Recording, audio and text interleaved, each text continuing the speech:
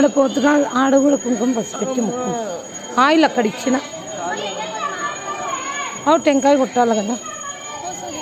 దాన్నైనా టెంకాయ కొట్టొద్దు మూత పెట్టి 2 టెంకాయలు ఒకటి ఎత్తుకోమండి ఇది పోతురా స్వామి కొడతాము ఇదొకటి అలారము టెంకాయ